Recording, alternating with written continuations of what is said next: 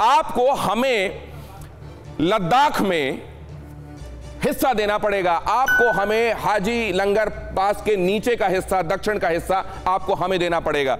और इस तरीके से उन्होंने अपनी तसव्वुर की एक लाइन बनाई जिसके लिए हिंदुस्तान तैयार नहीं हुआ और इसीलिए 1962 की जंग हुई। यहां पर आप देख रहे हैं पाक ऑक्यूपाइड कश्मीर, ये जम्मू कश्मीर का इलाका, और ये अक्साई चीन 48 लाख स्क्वायर किलोमीटर। और अगर इसको आप पाक ऑक्यूपाइड कश्मीर में शख्सगाम वैली जो दे दी है पाकिस्तान ने चाइना को, उसको भी जोड़ लेते हैं तो ये 40 के आसपास, बल्कि ज्यादा पहुंच जाता है। यहां पर आप वो सेक्टर्स देख रहे हैं जिसका जिक्र हम करते हैं। अब देखिए क्या किया गया। वो तो मैंने आपको बताया कि उन्होंने कहा कि आप हमको लद्दाख दे दीजिए, उधर नेफा की तरफ का आप ले लीजिए, ये हम माने नहीं, उसके लिए फिर हम जंग में गए।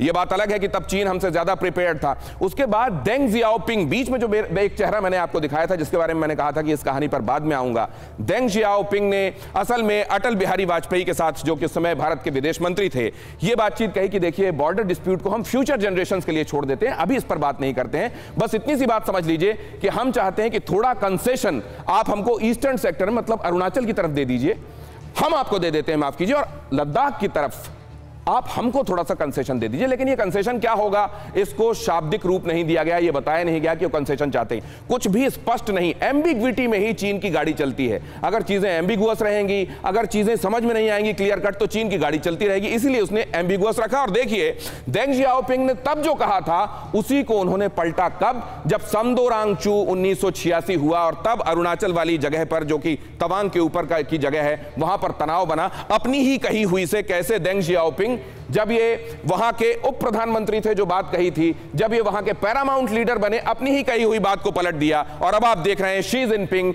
उस बात को, उस लाइन को आगे टो कर रहे हैं जो माओ त्से-तुंग ने कभी कहा था। मतलब एक परसेप्शन नहीं है खुद चीन का, वहां के हुक्मरानों का, या तो एक परसेप्शन नहीं है या फिर जानबूझकर यह परसेप्शन डिफर किया जाता है ताकि हिंदुस्तान को हमेशा एक सरदर्द दिया जा सके।